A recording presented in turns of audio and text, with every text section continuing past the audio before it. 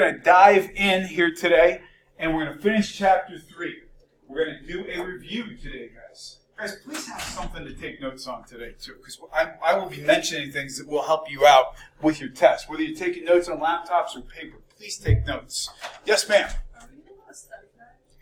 I'm glad you asked that question. Yes, you will. After we do this class, I will be emailing you a digital study guide for your convenience. How about that? Does that make your Friday a little better? Yeah. Awesome. Well, guys, if you have not already, please make sure you install Lockdown Browser. When is our test?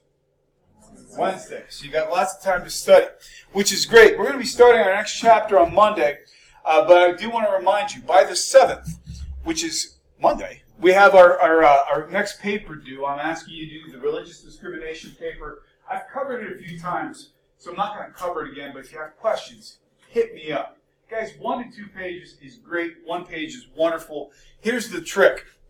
If I get to grading them all next week, I'll include it in the midterm. If I don't grade it by next week, I will not include it in the midterm. Yes, sir?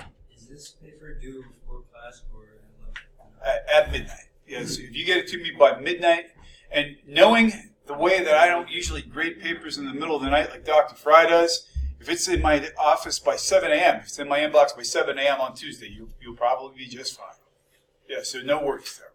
Guys, I want to talk a minute before we get into class today to remind you that on the 25th we have Mentorship Day, and I hope you got that email from Dr. Miko. Take a minute and look at it, guys. What I'm going to be asking you to do for Mentorship Day is to attend a session, because we're canceling all School of Business classes that day. Now, some of you are in 2 of my classes, and that means you got to go to 2 sessions. Because we're not meeting as a class in this class, we're not meeting in this class in 203. So you've got to go to 2 sessions or you're going to end up writing papers. I would much rather you go to Mentorship Day than write a paper that I have to read that you have to write. I would rather you spend that time furthering your career. And to mention what I mentioned in the last class, this is how you're going to get points for going to Mentorship Day. You're actually going to take a picture with your smartphone, whatever session you're in, and you're going to submit that as your proof of attendance. We good with that? I'll give you the assignment when we get closer. Guys, this is going to be really good. Did anybody go to Mentorship Day last year? Will you tell me, was it worth your time? No, it was very interesting. Oh, and what did you get out of it? I'm putting you on the spot, I realize. Who else went to Mentorship Day? We'll give Becky some time. What did you get out of Mentorship Day? I had a panel. People come in to my economics class, and what was supposed to be that time slot, and we were just talking about what they would have done differently. Uh-huh. So it would be a good insight.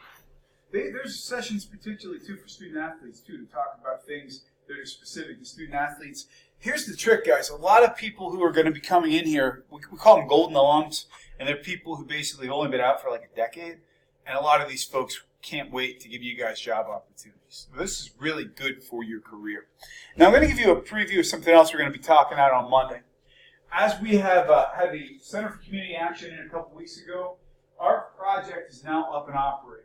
If you remember, this is a community engaged course. If you remember from our guest speakers, the Center for Community Action works with high-risk job seekers. These are folks who are having trouble re-entering the workforce for lots of different reasons. Our Enactus Team's U-Work project trains these folks how to be better job seekers. We're talking about things like resume, cover letter development. We're talking about things like interview skills. We're talking about things called soft skills. Have you guys ever heard the term soft skills, by the way? What are soft skills? Communication. Things that aren't necessarily like skills that you, I mean, you need them for the job, but like not like computer skills or something. That's a great description. It's being able to communicate. So these are all areas these people are lacking in. So what you guys are going to be asked to do is to help us deliver this program. Now the way this is going to happen, we're going to have dates throughout October and November on Tuesday afternoons where we're going to be delivering this content. Here's the way we're going to run it. You're going to either be assisting us in developing materials. We already have existing PowerPoint presentations. I'm going to be asking you guys to help me revise. We've got facilitation, which means you might actually teach a session, and you've got mock interviews. We're going to talk in depth on Monday about what all this entails. Here's the trick, though. You have to get at least 5 hours of work in on this project between now and the end of the semester. If you are willing to be somebody who goes on site and does a mock interview or facilitates a session, with a coworker in this class, I'll incentivize it by allowing you to drop one of your test grades in this class. So the idea would be, let's say you got 2 A's in this class, and your third test you got a 65%. By agreeing to help out with mock interviews, or by agreeing to help out, facilitate a session, you can eliminate one of those grades in your average for tests. We're going to talk about what this actually entails on Monday, so you know what you'd be in for, but that's how much I want to get you guys on site. The location is in Altoona. We're going to be able to provide transportation for people who don't have cars, so don't even worry about that. I'll be getting a sign-up sheet with dates on Monday. We're going to go through the whole project. If that takes the whole class to get you guys comfortable with it, it's all good. Here's how this ties back into human resource management. Interviews and teaching people how to be better on the job, that's human resource management. Developing people, that's human resource management. And developing alternative sources of employees, that's human resource management. Guys, what's the unemployment rate in this country? Under 4%. What does that mean for employers right now? How's that a problem for employers? Yes? Well, the employees definitely have the advantage. The other problem is we're running out of employable people. So there's a group, for example, has anybody ever heard of the company Menasha? If you haven't, it's the biggest company you've never heard of. They do packaged goods. So if you've received something in the mail from Amazon, you've probably touched Menasha at some point. Here's the deal. They're actually recruiting what they refer to as second chance populations. People they normally would have written off and said, we're not interested in these folks. Convicted felons, people who have drug addictions or recovering addicts, people who have not been involved in the workforce. They're recruiting those folks now because their business is hitting a standstill where they can't grow anymore because they're running out of people. So that's why this population is important to us. I know you probably have questions about this, but we're going to address them on Monday, and we're going to tell you everything that's going to be expected of you to get this done. Trust me, this is going to be a way for you to take this stuff in the classroom, and instead of hearing me talk about it, you're going to get to actually do it yourselves. So I'm very excited to talk more about this. We left off talking about religious accommodation, however, and we're going to start off actually with a little legal precedent. Guys, who here has ever been in an Abercrombie & Fitch? Okay. Somebody who works at an Abercrombie & Fitch, if they're working on the floor, if they're working in the clothing department, will you tell me what some of the standard duties might entail? If you work at Abercrombie & Fitch on the floor, what might you have to do? Working in retail, what might you have to do? Yes? So interact with customers. You might have to do other things, like what? Yeah, keep the store organized, run the cash register, fold clothing, put stuff back in order, all these things. Well, this young lady was working for Abercrombie & Fitch. She actually was even working in the storeroom, and she was told that her attire did not match the dress code. What do you notice about her attire?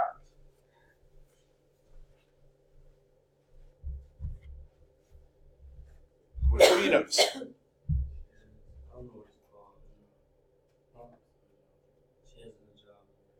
That's quite right. She's wearing a hijab.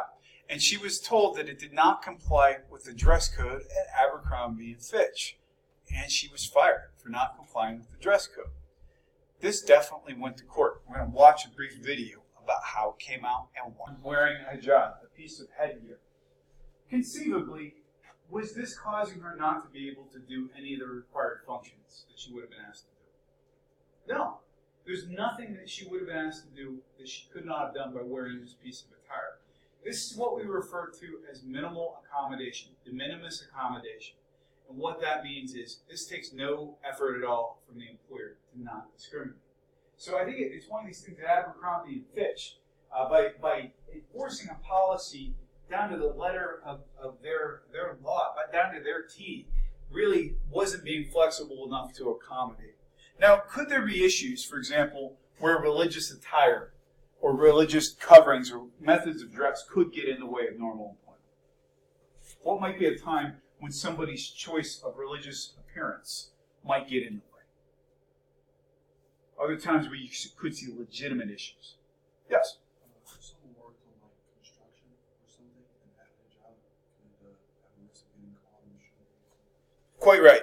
People who wear hijabs or full coverings or who have long beards or long hair, it can become a safety issue. What else could things like dreadlocks or long beards become a safety or a hazard to customers?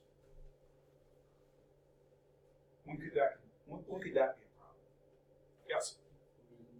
Yeah, exactly right. If you're working in the food industry, you've got somebody who's got a long beard who's, it's dripping in your spaghetti. I don't think anybody really wants that. And so it comes down to you've got to also consider what's good for the customer. In this case, I don't think that Abercrombie & Fitch had much of a case. The funny thing to me was, in terms of the look of their stores and the way they decorate, what's Abercrombie & Fitch kind of famous for? What did you notice about the posters in that store? They have lots of really mostly naked people hanging around in their stores. And it's ironic that what brought them to the EEOC's doorstep was somebody wanting to be more covered.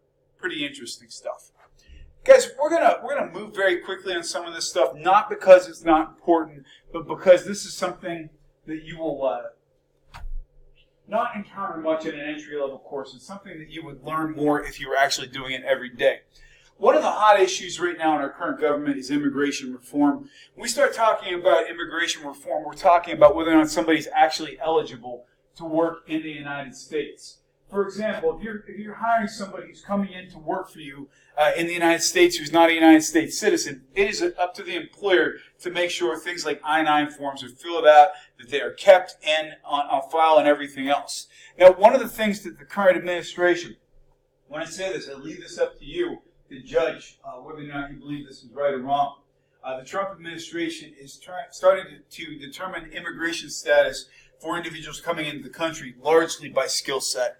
Meaning, if somebody wants to come to the United States, are they going to be adding to our intellectual capital rather than somebody who's just coming because they want to live in the country? I'm not saying that's right. I'm saying that that is the bias of the government at this point in time. By the way, in terms of opening up additional visas and ability for people to come into the country, what professions do you think we're seeing immigrants come in? What kind of skills are you seeing come into the country in large part at this point in time? Who are we trying to recruit from other countries to come to the United States? Any guesses? I'm going to give you a hint. India and China. You got it. Technology. So, for example, China and India are becoming hotbeds for computer programmers. We're not putting out enough computer programmers out of American schools to keep up with demands. So again, a lot of the current reform means that we're trying to broaden the ability for visas for people to come in based on skill sets. If you want to verify that somebody, for example, is eligible for I-9, the documents you have to have on file, you've got to have one from each list, A, B, and C. I'm not going to put this on the test because, again, it is a little bit more specialized in terms of people who handle immigration and paperwork, but in terms of things that you would keep on file for I-9 compliance. Now, here are some things that we are going to talk about. For example, if we compared all ethnic groups in the United States, people who identify based on whatever their heritage is. I, for example, identify as a Caucasian European. I'm somebody who has family roots in mostly Eastern Europe. That's where my family came from. But people come from all over the place, and they identify differently. Based on how people identify, what ethnic group is going to be the largest percentage of the U.S. population by the mid-21st century? Yeah, people who identify as Hispanic or Latino will be the largest part of our population. That being said, what is the official language of the United States? It's a trick question. There is no official language of the United States. That being said, it is largely assumed that the language of business in the United States is English. From an equal employment opportunity standpoint, you can require your employees, if they're working in a customer service role, to speak English during customer interactions. If people want to speak their native tongue when they're on break or having lunch, that is perfectly legal. It's perfectly legal for them to talk among themselves in their native tongue. But you have every right to ask your employees to speak in the given language of the land during employment. That being said, we don't have an official language. Who knows? By 2045 or whatnot, maybe it will be Spanish. Guys, we also have other issues. For example, thank goodness for our men and women who serve. They do good things for us. They protect us. They keep us safe. But they put their lives on hold an awful lot. Guys, when we think about the current wars, the current conflicts that we're in, we've got men and women who have been serving for 2, 3, 4, 5 tours. We have, for example, what we call USERRA, which is the Uniformed Services Employment and Reemployment Rights Act. What that means, guys, is if you leave to serve your country, you're entitled to come back and have a job. I think it's really amazing that employers would even consider saying, we're going to fire somebody who's leaving to serve the country. But some people do because money talks. This is a law we have on the books that basically says you cannot fire somebody for serving the country. Now, you are allowed to hire somebody to replace them. You are required to maintain that they come back to what's referred to as an equivalent position. What does that mean, guys? What would be an example of an equivalent position? Any ideas? Help me out, guys. The quicker we get through the material, the quicker I can let you guys leave. Yes? The same type of clearance at the same time. Exactly right. So let's say, for example, I did not serve. But if I did get called up to serve military duty, I was out for 2 years. They had to hire somebody else to teach HR in my absence. It means when I come back, I might not get the same teaching job, but I would have something that pays similar and gives me similar kinds of duties. So we maintain an equivalent position. That's what it's all about, guys. The other thing we start talking about, too, we talked earlier in the semester about Hooters, for example, in their BFOQ case. At certain times, we can discriminate based on somebody's height and weight. When might some of those times be? What might be an example? Yes. Yeah, and we actually can, because that's an issue of safety and honestly being able to navigate the roads. How many of you have flown recently? Yeah, the seats are tight enough as it is, and and the new planes are actually packing more and more people in all the time to make bank on these flights. So yeah, the idea of height and weight for a flight attendant makes sense. What's another profession where we can back up height and weight? What might be another example? Help me out, guys. What might be another example? Sorry? NFL. Although it seems like it all depends what position you play in, I guess. Over on the side of the room, tell me one position where height and weight might be a consideration. Help me out, guys. When would somebody's physical fitness maybe factor into their job? Well, athletes for sure, but yes.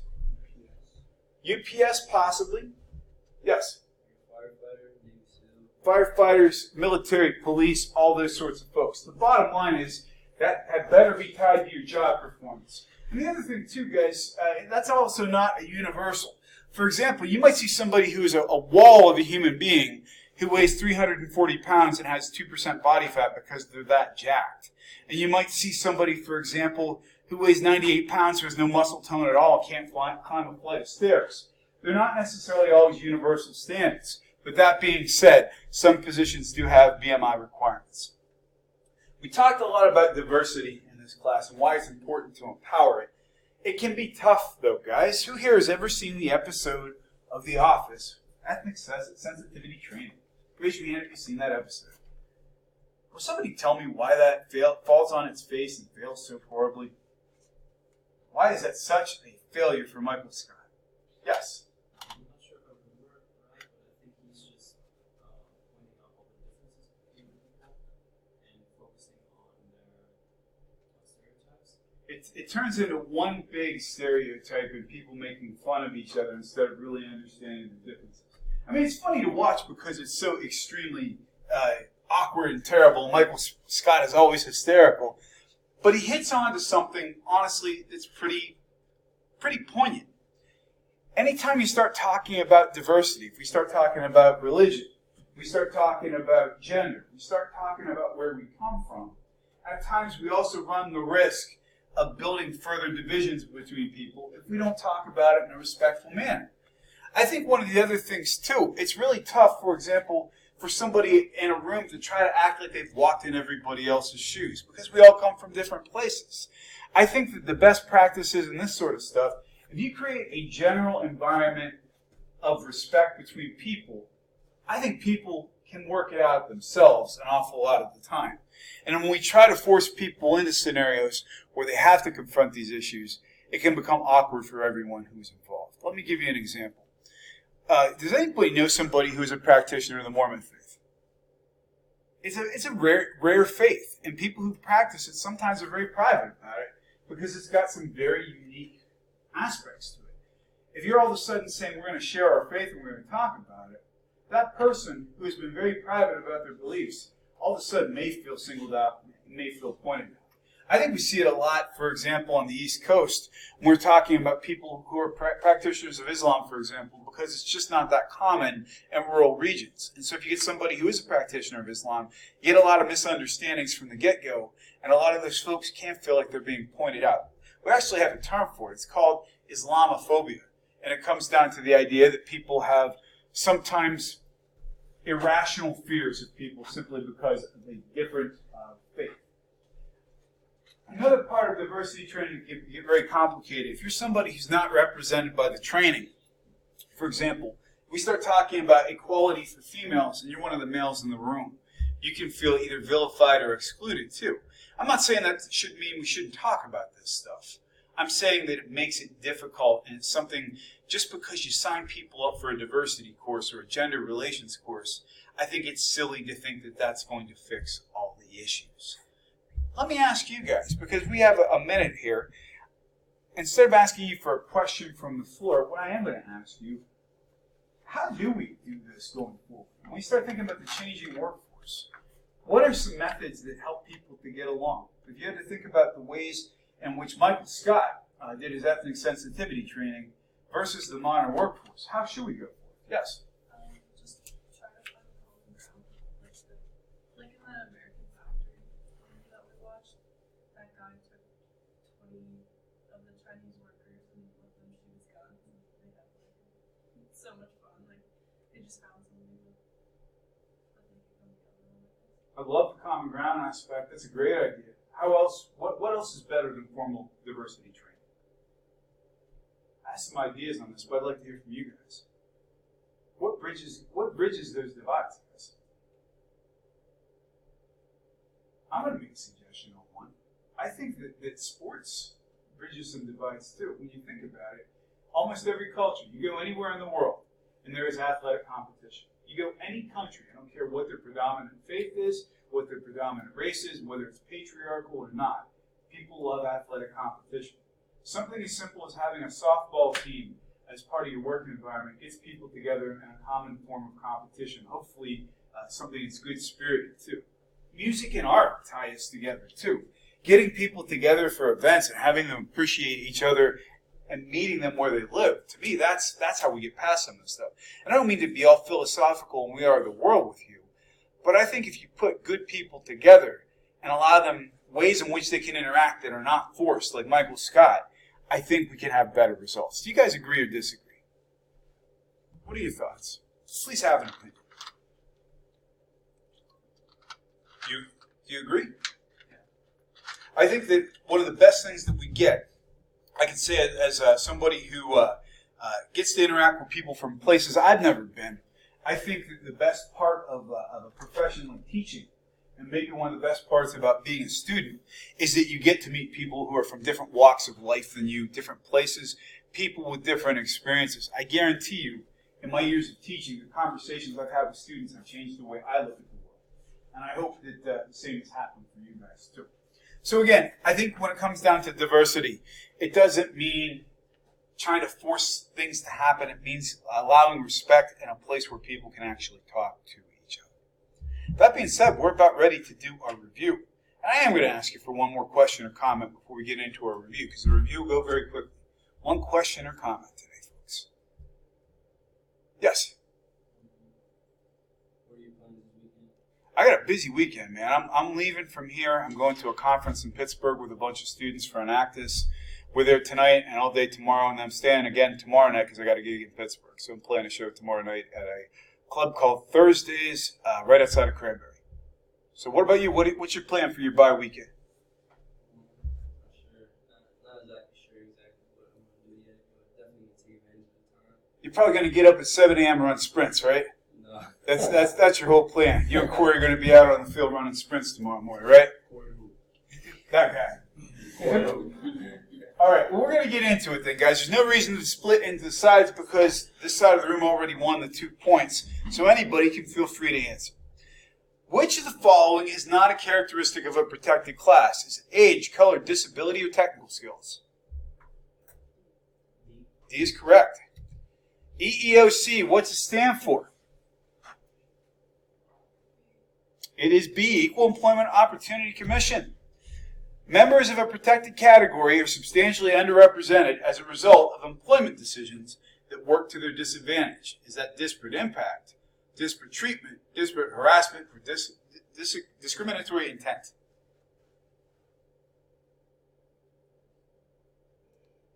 Whoever said A is correct. Here's the difference between disparate treatment and disparate impact. Disparate treatment would be if somebody doesn't hire me when I walk in the door because they don't like 46-year-old white guys with good haircuts.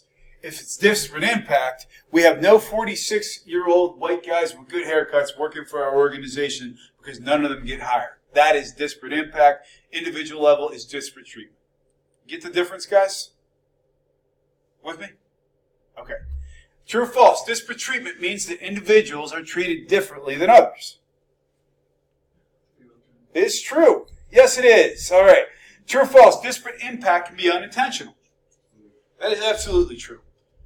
Okay, Sally McDonough just interviewed for a job and wasn't hired because the interviewer, quote, didn't want to hire a woman, unquote.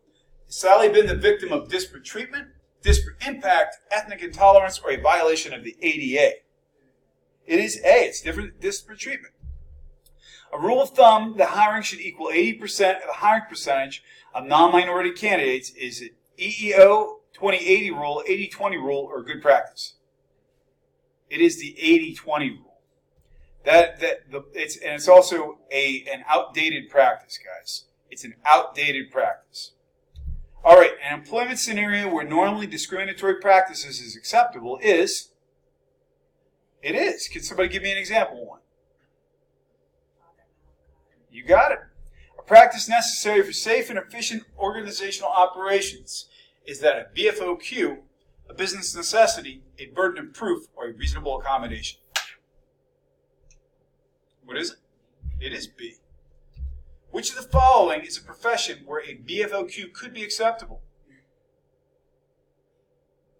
It is B. See? There you go. A little more enthusiasm, guys. The more enthusiastic you are, the quicker we can go.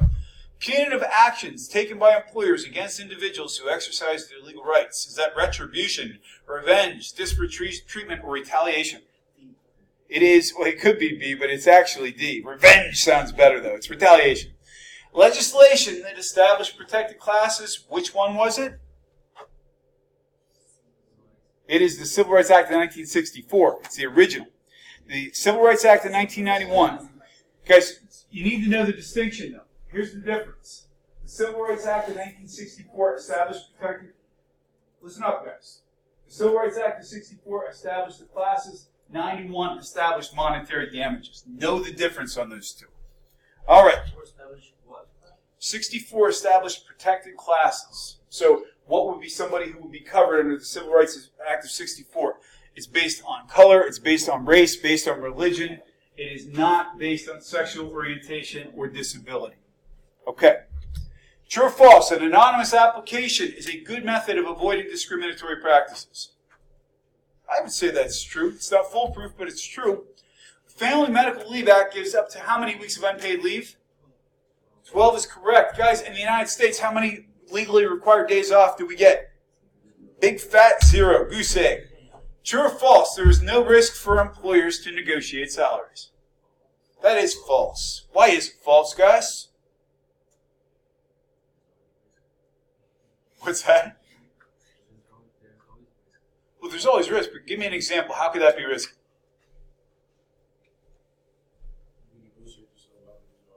Well, you could, but how's it risky for the employer? You let one person negotiate, say it's a male, and give him more money than the female did negotiate. Exactly right. Hiring identical qualifications for different rates.